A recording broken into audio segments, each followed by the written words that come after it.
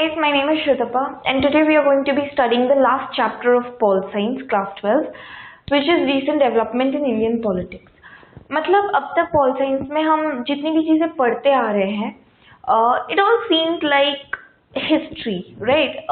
We were not present at the politics of that time, और ये सब हमारे आने से पहले हो चुका है इंडिया के पॉलिटिक्स में. So this chapter helps us relate those political events to the current political situation in our country.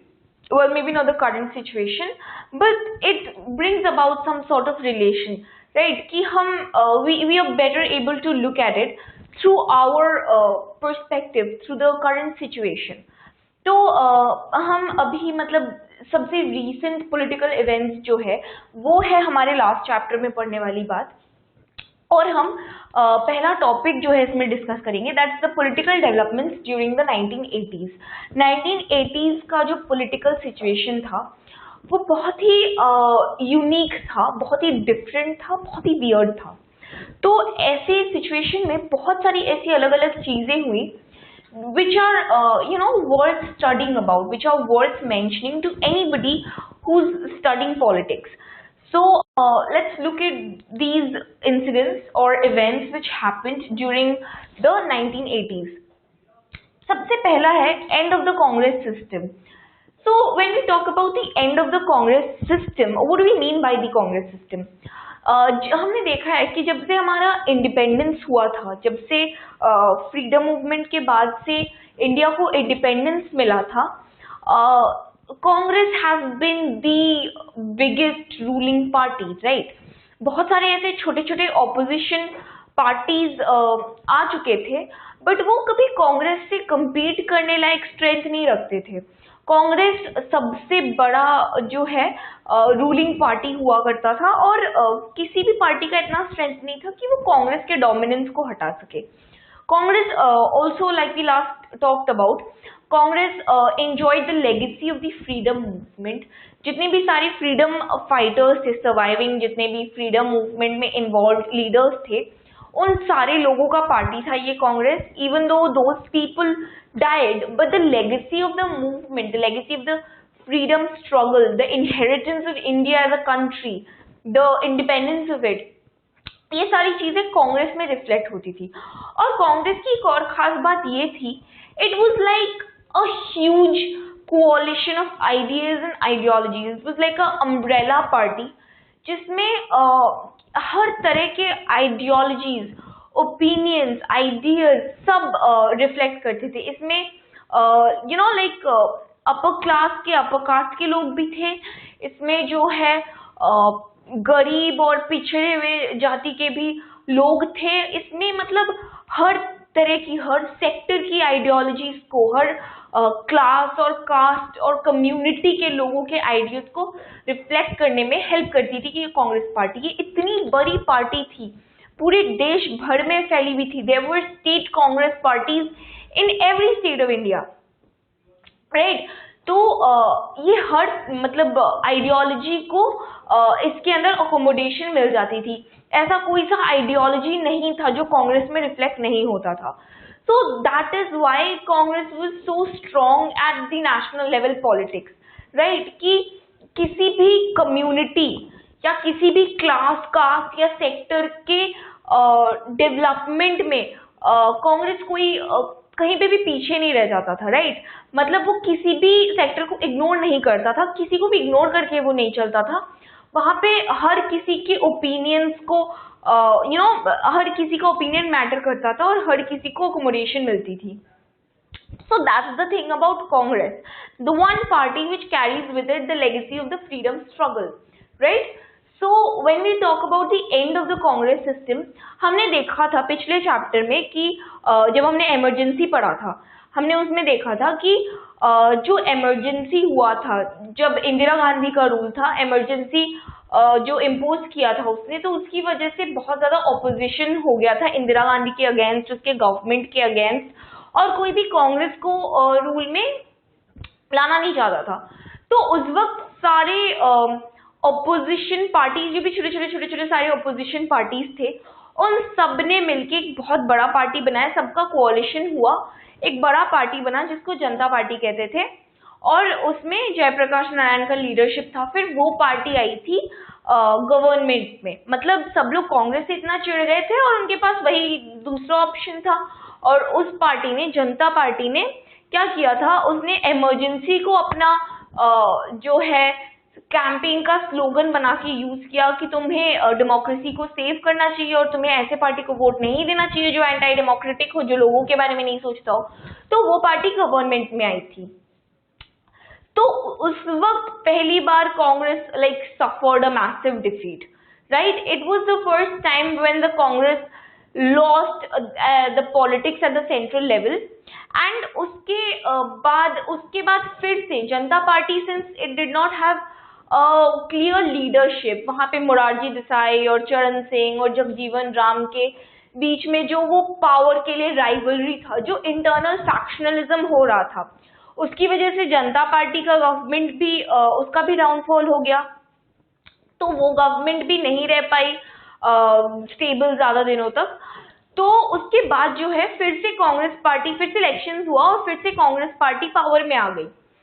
तो after that in the 1980 elections, right, that was when the Congress party came to power again, even though everybody was so much against Congress a few days before. उसके बाद फिर से लोगों ने कांग्रेस को vote किया, फिर से वो पार्टी पावर में आ गई, और मतलब Congress still enjoyed a kind of monopoly rule over the minds of people. But here we see that in the 1989 elections, that was when the Congress system came to an end. मतलब जिस party को 1984 के elections में 415 seat मिला था, which is like a clear majority, right? A simple clear majority. So उसी party को 1989 elections में सिर्फ 197 सीट मिले थे। मतलब कांग्रेस का जो इन्फ्लुएंस था वो धीरे धीरे कम होते जा रहा था, right? So like people started getting aloof of the Congress. लोग मतलब कांग्रेस के ऊपर से लोगों का भरोसा उठ रहा था, और कांग्रेस अपनी जो मेजॉरिटी थी, उसकी जो इन्फ्लुएंस थी, वो धीरे धीरे खोती जा रही थी। So that was when the Congress system came to an end 1989 के इलेक्शंस में। This election basically marked the end of the Congress system. However, in the 1991 elections, Congress improved its performance and it came to power once again. Like फिर से वो party power में आ गई थी, but उसके बाद भी मतलब वो काफी बार पावर में आई है और काफी रूल किया है। बट ये जो कांग्रेस का डोमिनेंस था, ये जो कांग्रेस के पास एक सर्टेनिटी थी कि हाँ हम ही जीतेंगे, हम ही पावर में आएंगे, लोग हमारे सिवा ज्यादा किसी को और को वोट नहीं करेंगे, ये जो एक अश्योरेंस था, ये जो एक कॉन्फिडेंस था, वो कांग्रेस का खो गया था। ये जो कांग्रेस की ये जो कांग्रेस सिस्टम का डोमिनेंस था, ये चीज भी धीरे धीरे खो गई थी, right? So we can see that the 1989 elections marked the end of the Congress system, and this was a big deal in the country. This mattered in the country क्योंकि इससे पहले तक कांग्रेस का ही रूल चला है हमारे देश में। नेशनल लेवल पार्टी पॉलिटिक्स में it was like one party dominance, right? So even though कहने को तो हम डेमोक्रेसी थे, फिर भी एक ही पार्टी हर बार गवर्नमेंट बनाती थी, एक ही पार्टी हर बार सेंटर पे रूल करती थी, और वो कांग्रेस थी। इतने सालों तक हमारे देश में कांग्रेस ने रूल किया था, और जो है अब कांग्रेस का धीरे धीरे इन्फ्लुएंस खो जाना, उसकी मेजॉरिटी सपोर्ट लूज कर जाना, that was a very big deal in the country, because अब जो है ओपोजिशन पार्टी धीरे धीरे स्ट्रॉन्ग बनती जा रही थी। अब वो लोग सेंट्रल लेवल पे राइज कर रहे थे। तो ये थी हमारी पहली पॉलिटिकल डेवलपमेंट, जहाँ पे हम देख सकते हैं कि कांग्रेस जो है उसका, कांग्रेस का डोमिनेंस या कांग्रेस सिस्टम जिसको हम कहते हैं, ये खत्म होने लगा था 1989 इलेक्शंस के बाद। इवन तो 1991 में ये फिर से पावर में आई थी, और उसके बाद भी इसने काफी रूल किया है, बट इसका ये जो मेजॉरिटी सपोर्ट था, ये किसी तरह से Congress lost its influence over people. That thing was lost right after the 1989 elections. The second thing that we see is the Mandal issue, and Mandal issue के बारे में हम अभी तो briefly discuss करेंगे, but आगे जाके हम इसके बारे में और details में पढ़ेंगे. Right now all we need to know is it was like it happened when the National Front government was in power in the year 1990, and this was basically a issue of reservations.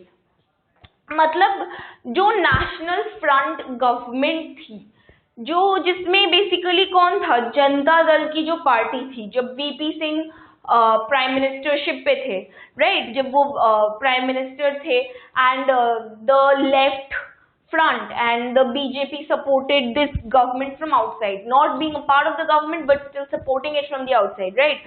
And this party's main central level party was the Janata Dal within the National Front government, और काफी सारे regional parties का भी support था. Like let's say for example the Assom Gana Parishad, which we talked about when we were studying regional movements and regional aspirations. तो वो जो असम की पार्टी थी, और फिर तमिलनाडु की भी कोई तेलुगु बेस्ड पार्टी थी. ऐसे रीजनल पार्टीज का जो है सपोर्ट था नेशनल फ्रंट गवर्नमेंट को, राइट. तो इस गवर्नमेंट ने एक मंडल कमीशन एम्प्लॉय किया था, एक कमीशन बिठाया था कि हम रिजर्वेशन के इश्यूज पे बात कर सके, क्योंकि हमारे देश में उस वक्त उससे पहले तक रिजर्वेशन का कोई सीन नहीं था. तो उस वक्त जो है लोगों को लगने लगा, गवर्नमेंट को लगने लगा कि ये जो हमारी बैकवर्ड क्लासेस हैं, बैकवर्ड कास्ट हैं, जो पिछड़े हुए जाति के लोग हैं, इनके लिए हमें कुछ करना चाहिए, right. So we should do for the upliftment of these people something from at the central level. पूरे कंट्री वाइड इनको किसी तरह का हेल्प मिलना चाहिए.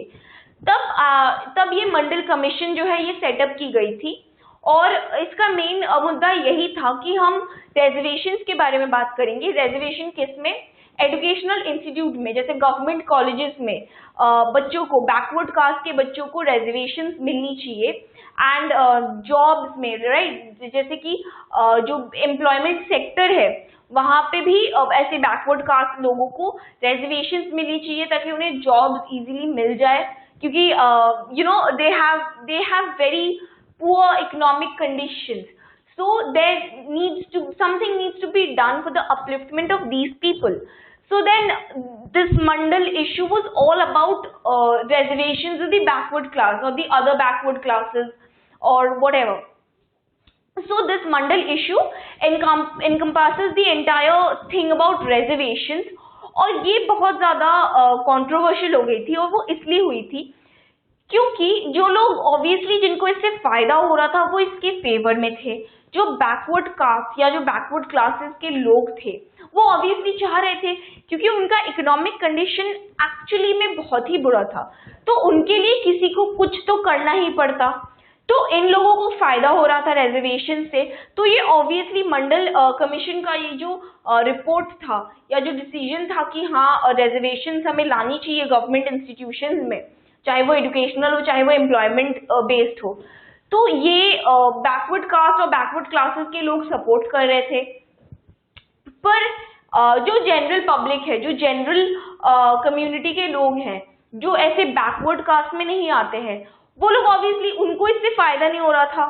और अगर रिजर्वेशंस एक बार इम्प्लीमेंट हो जाती तो उनके लिए जॉब्स कम हो जाते, तो वो लोग इस चीज को बिल्कुल अपोज कर रहे थे, या उनके लिए एडमिशंस लेना थोड़ा ज्यादा डिफिकल्ट हो जाता. तो ऐसे लोग मंडल कमीशन के रिपोर्ट के अगेंस्ट थे बिल्कुल ही.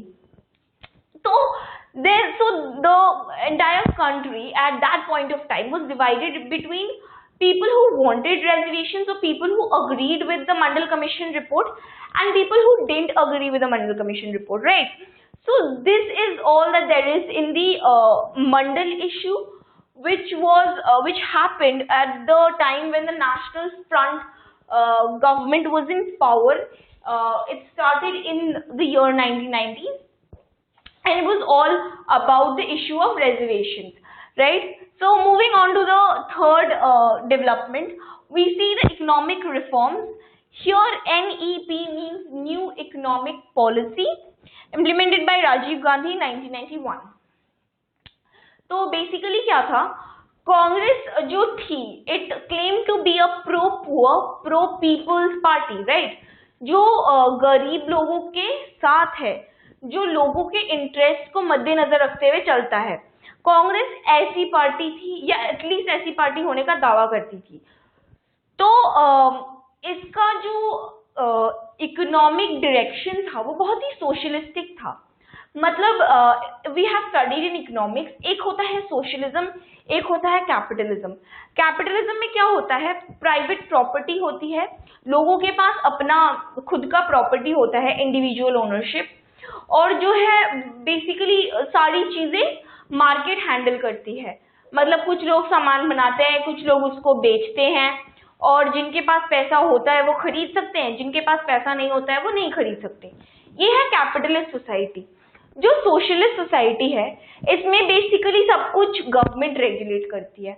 मतलब गवर्नमेंट के लैंड है, गवर्नमेंट लोगों को उसमें काम करने के लिए रखेगी। ऐसे में क्या होता है कि फार्म्स होते हैं, कल्टीवेशन होती है, तो कुछ लोग people are hired to work in that, right, जो प्राइवेट ओनरशिप के लैंड होते हैं। बट सोशलिज्म में क्या होता है, वो पूरा लैंड गवर्नमेंट का होता है, and government employs people to work for them on that government piece of land, right. तो ऐसे में जो गरीब और अमीर का फर्क होता है वो काफी कम कर दिया जाता है, वो गवर्नमेंट काफी कम कर देती है। People can stand at an equal level economically, not somebody is not very poor and somebody is not very rich। तो वहां पे प्राइवेट ओनरशिप नहीं होती है सोशलिज्म में, ज्यादा बहुत ही कम प्राइवेट ओनरशिप होती है, कम लिमिटेड प्राइवेट ओनरशिप होती है। और बेसिकली ओनरशिप हर चीज का, हर एक रिसोर्स का ओनरशिप गवर्नमेंट के पास होती है, और वो उन रिसोर्सेज को लोगों के वेलबींग के लिए, डेवलपमेंट के लिए यूज करती है। तो वो होती है सोशलिस्टिक फॉर्म ऑफ गवर्नमेंट। तो कांग्रेस का जो सिस्टम था रूल करने का, जो डायरेक्शन था, वो बहुत ही ज्यादा सोशलिस्टिक था। कांग्रेस मतलब ऐसी थी कि वो सिंस हमारे देश में इंडस्ट्रीज को ग्रो करने के लिए टाइम चाहिए था, राइट, जो भी इंडस्ट्रीज आ रही हैं, सिंस ब्रिटिश पीरियड में ब्रिटिश इंडस्ट्रीज ने, ब्रिटिश कॉलोनियल इंटरेस्ट ने हमारी इकोनॉमी को इतना ज्यादा बर्बाद किया था। हमारे यहाँ से रॉ मटेरियल्स वहां पे भेजा जाता था, बहुत ही कम प्राइसेस में हमसे रॉ मटेरियल्स खरीद के वो वहां पे ब्रिटेन में भेज देते थे। फिर ब्रिटेन की इंडस्ट्रीज में उसी रॉ मटेरियल को प्रोसेस करके फाइनल गुड्स बनाया जाता था, और वो फिर से वापस हमारी कंट्री में लाके उसको बेचा जाता था ज्यादा प्राइसेस में। तो इसीलिए कोई किसी, मतलब सिंस ब्रिटेन की इंडस्ट्रीज इतनी ज्यादा पॉपुलर हो चुकी थी, तो इंडियन जो डोमेस्टिक इंडस्ट्रीज थी वो बिल्कुल भी ग्रो नहीं कर पाती ऐसे सिचुएशन में, सिंस एक्सटर्नल इन्फ्लुएंस बहुत ज्यादा था। तो इंडिपेंडेंस के बाद गवर्नमेंट ने ट्रेड लॉज इतने स्ट्रिक्ट बना दिए थे, इंपोर्ट ड्यूटीज इतना ज्यादा कर दिया था, राइट, कि अगर कोई बाहर का कंट्री हमारे देश में कोई चीज भेजना चाहे, उनका एक्सपोर्ट हुआ फिर हमारा इंपोर्ट हुआ, तो उसमें उनको बहुत ज्यादा टैक्स देना पड़ता। और ये गवर्नमेंट ने इसलिए किया था ताकि हमारे देश में अब कोई एक्सटर्नल इन्फ्लुएंस नहीं रहे, और जो है हमारी डोमेस्टिक कंट्रीज ग्रो कर सके। तो ये थी कांग्रेस ये करना चाहती थी एकदम स्टार्टिंग से, कि हमारे जो सारे इकोनॉमिक पॉलिसीज थे उसमें गवर्नमेंट का बहुत ज्यादा इन्वॉल्वमेंट था, और वो चाह रही थी कि हमारा जो इकोनॉमी है वो सेल्फ सफिशिएंट हो, उसको मतलब दूसरों से हमें किसी भी तरह का कोई इंपोर्ट करने की ज्यादा जरूरत ना पड़े, हम अपने इकोनॉमी में ही जितनी ज्यादा चीजें हो सके प्रोड्यूस कर सके। सो that was the kind of direction that the Congress was heading into. However, in 1991, Rajiv Gandhi के लीडरशिप के अंडर ये न्यू इकोनॉमिक पॉलिसीज जो है, ये इकोनॉमिक रिफॉर्म्स जो है वो लाई गई थी, और इसके तहत क्या होना था कि जो हमारे ट्रेड लॉज हैं, जो हमारे इम्पोर्ट ड्यूटीज है, उनको बहुत ज्यादा रिलैक्स कर दिया गया, कि अब now is the time to open up the economy. And if you have heard about terms like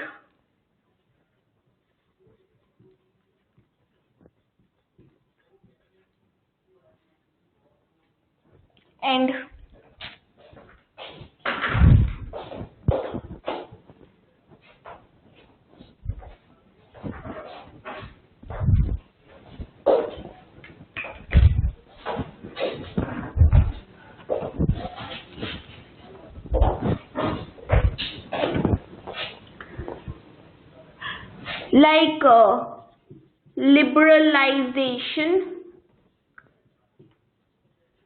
right, globalization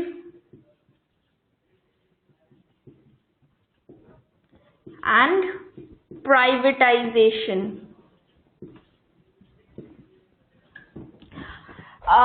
If you've heard about these things, these are the kind of things that were included in the economic policy. Liberalization में क्या होता है कि country की जो trade laws है उनको बहुत ज्यादा लिबरल बना दिया जाता है, एक्सपोर्ट इंपोर्ट में अब ज्यादा बैरियर्स नहीं लगाते हैं. ग्लोबलाइजेशन का हमने एक पूरा टॉपिक पढ़ा था ग्लोबलाइजेशन के बारे में कि वो क्या होता है, कैसे होता है, and according to which the entire country becomes more interconnected. There's not only a trade of goods but there's migration of people, there's interchange of ideas. तो ये सब चीजें आती है ग्लोबलाइजेशन में. और प्राइवेटाइजेशन में क्या होता है, जो हम अभी बात कर रहे थे स्टेट ओनरशिप और प्राइवेट ओनरशिप की, तो प्राइवेटाइजेशन में ज्यादा से ज्यादा चीजें जो है प्राइवेट ओनरशिप पे आ जाती है, right.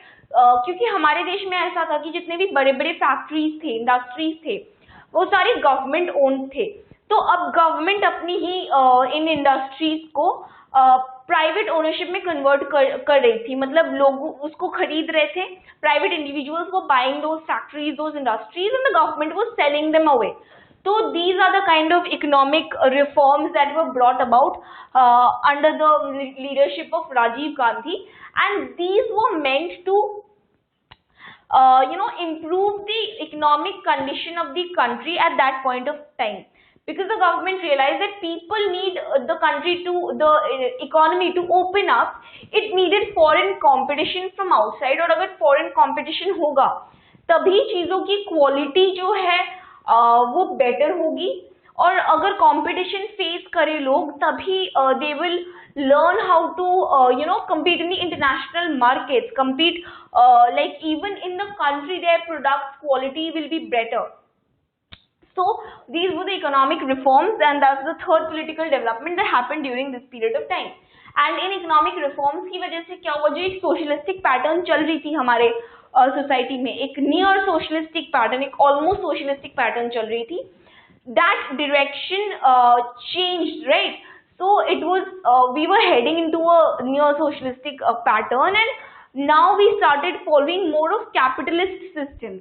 So that's what the change was all about, from socialism to capitalism, from near socialism to near capitalism, right?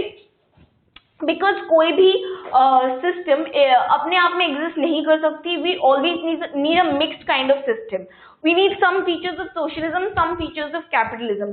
So that's why I am saying कि इट्स नियर सोशलिज्म. मतलब उसमें capitalism की भी कुछ features हैं, but ज्यादा से ज्यादा सोशलिज्म के फीचर्स है.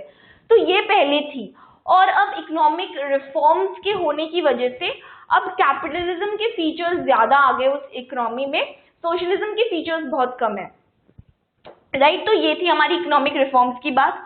उसके बाद बात करते हैं बाबरी मस्जिद डिमोलिशन की. It happened in December 1992 and it led to the rise of Hindutva और बीजेपी. ओके, तो बाबरी मस्जिद में क्या हुआ था, in the you've all heard about this place called Ayodhya, right, the birthplace of Ram. So in this place what happened is there was a mosque, right, known as Babri Masjid. Babri Masjid का मतलब है Babur's mosque, the king Babur, the Mughal emperor Babur, which we all know and which we all talk about. तो ये जो मस्जिद था ये बहुत ही डिस्प्यूटेड स्ट्रक्चर था, क्योंकि लोग ऐसा कहते थे, अयोध्या के लोग ऐसा कहते थे कि since Ayodhya is the birth place of Ram, right, तो ऐसा कहा जाता था कि इस मस्जिद के पहले इसमें एक टेम्पल हुआ करती थी, और इस टेम्पल को जो है तोड़ के ये मस्जिद बनाया गया था, राइट. तो ये मस्जिद बनाया गया था. सो जो लोग हिंदूज थे, जो हिंदू सपोर्टर्स थे, वो कहते थे इस मस्जिद को यहाँ पे नहीं होना चाहिए, सिंस इससे पहले एक टेम्पल हुआ करती थी, और वो टेम्पल होना ही ज्यादा सही है क्योंकि ये राम का बर्थ प्लेस है, Ram was Hindu. So this was the Hindu ideology. जो मुस्लिम्स थे they used to support the creation of the mosque, the permanence of the mosque over there. तो ये एक बहुत ही कम्युनल क्लैश था जिसमें कम्युनिटीज के बीच में बहुत ज्यादा डिस्प्यूट था, और वो जो स्ट्रक्चर थी, वो जो ये जो मॉस्क थी या इससे पहले जो टेम्पल हुआ करती थी यहाँ पे, ये पूरा चीज एक बहुत ही ज्यादा कंट्रोवर्शियल इशू था। तो एक दिन इस मस्जिद को जो है डिमोलिश कर दिया गया, and it was a very very controversial issue. और इस डेमोलिशन की वजह से जो है पूरे उस जगह में तो है ही, प्लस पूरे देश भर में मतलब हिंदूज और मुस्लिम्स के बीच में क्लैशेस होने लगे, बहुत ज्यादा कम्युनल राइट्स होने लगे, right. So the word communal here means that which relates to communities. जो ये हिंदू कम्युनिटी है और ये जो मुस्लिम कम्युनिटी है, इनके बीच में बहुत ज्यादा क्लैशेस होने लगे, right. So that's what we have about the Babri Masjid demolition, and it happened in 1992, right. तो इसकी वजह से क्या हुआ, जो हिंदू आइडियोलॉजीज है, जो हिंदुइज्म को सपोर्ट करने की, उसकी बिलीफ्स को मान के चलने की जो आइडियोलॉजी है, ये पॉलिटिक्स में अपना इन्फ्लुएंस दिखाने लगी। People from this Hindu ideology started coming together and started exercising influence in politics. तो इसकी वजह से जो है, जो आज हमारे पास ये पार्टीज है बीजेपी एंड ये जो हिंदुत्व आइडियोलॉजीज के पार्टीज है like Bajrang Dal and Shiv Sena, so this Hindutva ideology and its influence in politics, it came from this period of time. This Babri Masjid demolition actually helped in the rise of Hindutva, and from there parties like BJP, or if we focus on BJP, the particular party, this is when it came to origin. This is when these emotions started getting politicized. Right, so this is all we have about the Babri Masjid demolition. The fifth thing is the assassination of Rajiv Gandhi in May 1991. तो क्या हुआ था, राजीव गांधी जो थे, जो हमारे prime minister थे, वो अब नेक्स्ट इलेक्शंस, अपकमिंग इलेक्शंस की वजह से कैंपेनिंग कर रहे थे पूरे देश भर में, and during his campaign he was assassinated by a suicide bomber. Do you know what a suicide bomber is? So suicide bomber basically वो होता है when a person has the bomb attached to their body, and when they blow up that bomb, that person is also going to die. That person who's blowing up the bomb is also definitely going to die, right? That is why they are called suicide bombers, because that person is basically committing a suicide along with bombing so many other people. तो इस bombing की वजह से राजीव गांधी का assassination हुआ था, और ये जो थी, ये LTTE जो है लिबरेशन टाइगर्स फॉर तमिल इलम जो है, मतलब बेसिकली तमिल इलम का कॉन्सेप्ट ये है that they wanted a separate Tamil state, and it has some links with Sri Lankan Tamils. So this is again another very controversial issue which led to the assassination of Rajiv Gandhi, because the LTTE, the Liberation Tiger of Tamil Elams, this LTTE did not want Rajiv Gandhi to come into power again in the next term. They were against Rajiv Gandhi, so that is why they staged his assassination. They murdered him so that he was not able to come to power in the next elections again. So that is what we have regarding the assassination of Rajiv Gandhi. So these are the political developments during the 1980s. The first being the end of the Congress system, which is the dominance of the Congress system coming to an end. The second being the Mandal issue, जो कि reservations के बारे में था, which became very controversial at that point of time. The third is the new economic policies initiated by Rajiv Gandhi's government since 1991. And if you remember, 1991 is also the year of disintegration of the USSR. Right? तो USSR जो इतना बड़ा Soviet Republic जो था, right? सो ये Soviet Republic का जो disintegration था, इट्स नॉट अ कोइंसिडेंस कि इसी साल में हमारे देश में भी इकोनॉमिक रिफॉर्म्स किए गए, बिकॉज सोवियत रशिया जो था, it also followed a socialistic pattern, right, a socialistic economic pattern, और वो चीज वहां पे काम नहीं कर पाई, जिसकी वजह से यूएसएसआर का डिसइंटीग्रेशन हो गया। और ऐसे में India had really good ties with USSR, right, so India and USSR were really close allies. और जब यूएसएसआर का डिसइंटीग्रेशन हुआ, India was suddenly, all of a sudden, it realized that it needed some sort of help, some sort of changes in its economic policies. नहीं तो जो यहाँ पे हुआ, it could have happened, there were chances of that happening in India as well. So that is why India changed its economic direction from a neo-socialistic to a neo-capitalistic society. So that's the new economic reforms. Then there's the Babri Masjid demolition in December 1992, which led to a lot of communal riots and clashes in the country, and it led to the rise of Hindutva and the parties like BJP. Then the fifth thing is the assassination of Rajiv Gandhi in May 1991, in which the LTTE was particularly responsible. So these are the political developments that happened during the 1980s.